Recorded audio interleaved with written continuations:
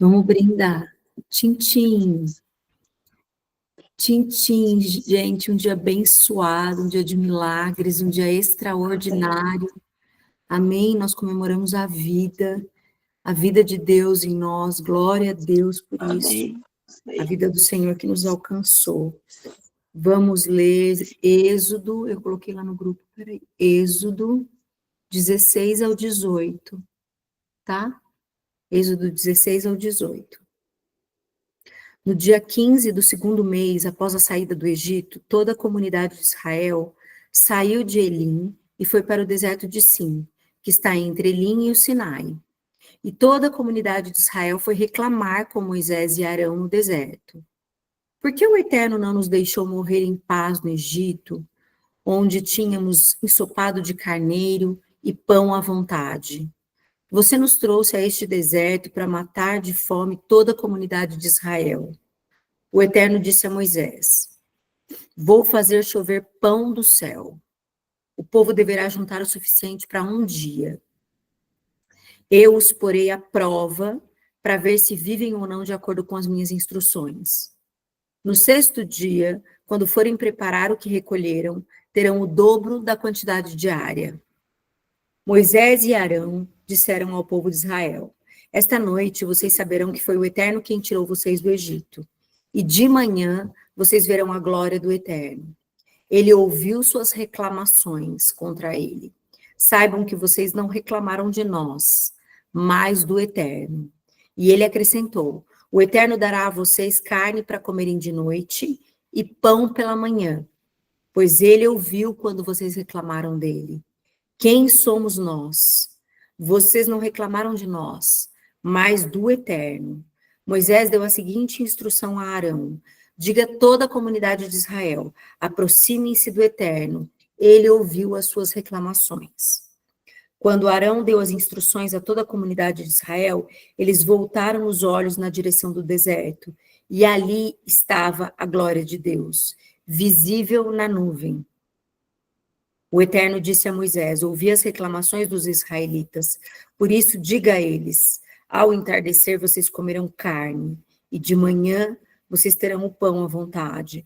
Assim entenderão que eu sou o Eterno, eu sou Deus. Naquela noite, um grande número de codornas pousou no acampamento. Na manhã seguinte, havia uma camada de orvalho no terreno em volta. Quando a camada de orvalho desapareceu, uma camada de algo parecido com flocos finos, como a geada, cobria o chão do deserto. Os israelitas, ao ver o estranho fenômeno, começaram a perguntar uns aos outros: Manhu, o que é isso? Eles não tinham a menor ideia do que era aquilo. E Moisés explicou: Isso é o pão que o Eterno providenciou para que vocês comessem, e estas são as instruções do Eterno. Juntem o suficiente para cada um, cerca de um jarro por pessoa. Recolham o bastante para cada indivíduo de sua tenda. O povo de Israel começou a recolher o alimento. Alguns juntaram mais, outros menos. Mas quando mediram o que havia recolhido, não estava sobrando para os que haviam juntado mais, nem faltando para os que haviam juntado. Cada um havia recolhido a medida necessária. Moisés deu este aviso: não deixem sobrar nada para amanhã. Mas houve alguns que não obedeceram a Moisés e guardaram um pouco para o dia seguinte. O que havia sido guardado ficou cheio de bicho e cheirava mal. Moisés perdeu a paciência. Eles recolhiam o alimento todas as manhãs, o necessário para cada um. Quando o sol ficava mais forte, ele se derretia. No sexto dia, juntaram o dobro de pão, cerca de 2 jarros por pessoa. Os líderes da comunidade foram relatar a mudança a Moisés. E Moisés disse: o que o Eterno falou foi o seguinte: amanhã é dia de descanso, sábado santo ao Eterno. Assem ou cozinhem hoje o que quiserem e guardem as sobras para amanhã. Eles guardaram o que sobrou para o dia seguinte, conforme Moisés havia ordenado. E dessa vez o pão não cheirou mal, nem criou os bichos. Moisés disse também: agora comam, este é o dia, o sábado do Eterno. Hoje vocês não acharam nada. Durante 6 dias deverão juntá-lo, mas no 7º, que é o sábado, não haverá alimento para recolher nesse dia. Mesmo assim, no 7º dia, alguns saíram para juntar pão, mas não encontraram nada. O Eterno disse a Moisés: Até quando vocês vão ignorar as minhas ordens e as minhas instruções? Será que vocês não percebem que o Eterno deu o sábado para vocês? Foi essa a razão de eu ter dado, no 6º dia, pão suficiente para 2 dias? Portanto, fiquem em casa no sábado, não saia no 7º dia. E o povo deixou de trabalhar no 7º dia. Os israelitas deram ao pão o nome de maná. O que é isso? Eles eram esbranquiçados e parecidos com semente de coentro. O gosto era de bolacha com mel. Moisés deu mais instruções. Isto é o que o Eterno ordena. Guardem um jarro cheio de maná, um homer, para que as futuras gerações possam conhecer o pão com que os alimentei no deserto depois de tirá-los do Egito. Moisés disse a Arão: Pegue um jarro e encha-o de maná. Coloque-o diante do Eterno. O maná deve ser conservado para as futuras gerações. Arão fez o que o Eterno havia ordenado a Moisés, separando um pouco de maná e guardando em tábuas com as tábuas da aliança. Os israelitas comeram maná durante 40 anos, até chegar na qual se estabeleceriam. Eles comeram maná até chegar à fronteira de Canaã. Pelos padrões antigos, um homer corresponde à 10ª parte de um efa. Sob a direção do Eterno, toda a comunidade de Israel partiu do deserto de Sim e avançou no caminho, por etapas. Eles acamparam em Refidim, mas não havia sequer uma gota de água para o povo beber, e o povo exigiu de Moisés: dê-nos água para beber. Mas Moisés respondeu: por que estão me atormentando? Por que estão pondo à prova o Eterno? Mas o povo estava com sede e passou a reclamar para Moisés: porque você nos tirou do Egito e nos trouxe para cá com nossos filhos e nossos animais? Foi para morrermos de sede? Moisés orou ao Eterno: o que eu faço com esse povo? Qualquer hora dessas, eles vão me matar. O Eterno disse a Moisés: ponha-se diante do povo e leve com você algum dos líderes de Israel. Pegue a vara que você usou para tocar o Nilo e comece a andar. Vou acompanhar você até a rocha de Horebe. Quando você chegar ali, bata na rocha e dela jorrará água para o povo beber. Moisés fez o que Deus ordenou e os líderes de Israel presenciaram tudo. Ele deu ao lugar o nome de Massá, lugar de prova, e Meribá, lugar de discussão. Por causa da discussão entre os israelitas e porque eles puseram à prova o Eterno, quando eles disseram: o Eterno está ou não conosco? Amaleque posicionou seu exército para lutar contra Israel em Refidim. E Moisés ordenou a Josué: escolha alguns dos homens para lutar contra Amaleque. Amanhã eu assumirei meu posto no alto do monte com a vara de Deus. Josué fez o que Moisés havia ordenado e preparou-se para lutar contra Amaleque. Moisés, Arão e Ur foram para o alto do monte. E sempre que Moisés levantava as mãos, Israel começava a vencer. Quando ele abaixava as mãos, a vantagem ficava com Amaleque. Mas Moisés acabou cansando. Então pegaram uma pedra e puseram debaixo dele. Ele se sentou nela. E Arão e Ur ficaram segurando suas mãos, um de cada lado. Assim, as mãos dele ficaram erguidas até o pôr do sol. E Josué derrotou Amaleque e seu exército na batalha. O Eterno disse a Moisés: escreva um relato desta batalha, para que Josué possa ler mais tarde, porque eu vou apagar a memória de Amaleque da face da terra.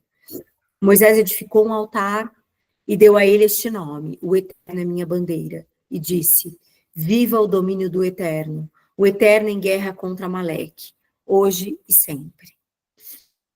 Jetro, sacerdote de Midian e sogro de Moisés, ficou sabendo de tudo que Deus havia feito a favor de Moisés e de Israel, seu povo, e ouviu as notícias de que o Eterno tinha libertado Israel do Egito. Jetro acolheu Zípora, a esposa de Moisés, que havia sido mandado de volta para casa, e os seus 2 filhos.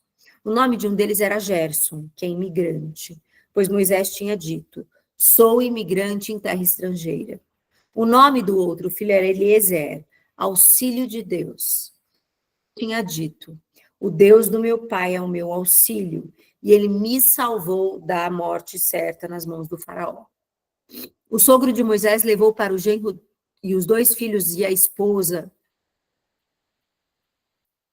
quando Israel estava acampado no deserto, no monte de Deus. Ele havia mandado avisar Moisés: eu, seu sogro, estou indo ao seu encontro e estou levando sua esposa e os seus 2 filhos. Moisés saiu para receber o seu sogro, curvou-se diante dele e o beijou. Depois de perguntar um ao outro como estavam indo, entraram na tenda. Moisés fez um relato minucioso de tudo que o Eterno havia feito ao faraó e ao Egito para ajudar Israel, de todas as dificuldades que eles haviam passado na viagem e de como o Eterno os havia livrado de todas. Jetro ficou maravilhado com todo o bem que o Eterno havia feito a Israel, livrando da opressão egípcia. E ele disse: bendito seja o Eterno que livrou vocês do poder do Egito e do faraó, e que libertou você, seu povo, da opressão egípcia. Agora eu sei que o Eterno é maior que todos os outros deuses, pois fez essas coisas a todos os que trataram Israel com arrogância. O sogro de Moisés apresentou uma oferta queimada e sacrifícios a Deus. Arão e todos os líderes de Israel participaram da refeição com o sogro de Moisés na presença de Deus. No dia seguinte, Moisés assumiu seu posto para julgar as causas do povo. Os israelitas faziam fila dele o dia inteiro, de manhã até à noite. Quando viu como Moisés atendia o povo, Jetro ficou espantado. O que está havendo aqui? Por que você faz tudo isso sozinho, obrigando essa gente a ficar na fila diante de você de manhã até à noite? E Moisés respondeu ao sogro: porque eles me procuram para fazer perguntas a respeito de Deus. Quando desejam esclarecer alguma questão, eles vêm me consultar. Também julgo as causas entre os vizinhos e ensino a eles as leis e as instruções de Deus. O sogro de Moisés disse: isso não pode continuar assim. Você e as pessoas que o procuram vão ter um esgotamento. É um trabalho demais para você, não há como fazer sozinho. Ouça a minha orientação, para que você saiba o que fazer e para que Deus esteja com você. Ponha-se diante de Deus e a favor do povo, mas os assuntos devem ser apresentados a Deus. Sua tarefa será ensinar a eles as normas e as instruções, mostrar como eles devem viver e o que eles devem fazer. Escolha homens competentes que temam a Deus, que sejam íntegros e incorruptíveis. Nomeie líderes de grupos de 1.000, de 100, de 50, até de 10. E eles serão responsáveis pelo trabalho de julgar o povo no dia a dia. Eles apresentarão a você somente as causas mais difíceis, mas julgarão as causas da rotina. Assim vocês dividirão a carga e eles facilitarão as coisas para você. Se você adotar esse método de administração, você sempre terá à disposição para cumprir tudo o que Deus ordenar, e o povo também vai ser beneficiado. E Moisés aceitou o conselho do sogro e seguiu todas as orientações. Escolheu aos homens competentes por Israel e os nomeou líderes sobre o povo. Organizou-os em grupos de 1.000, grupos de 100, de 50 e de 10. Eles passaram a realizar a tarefa diária de julgar o povo. Só apresentavam a Moisés as causas mais difíceis. As causas de rotina, eles mesmos julgavam entre eles, né, ali. Depois disso, Moisés se despediu do sogro, que voltou para a sua terra. Uau! Chocante. Vamos, chocante, meu Deus. Deixa eu parar a gravação. Dá vontade de continuar, não é? Dá vontade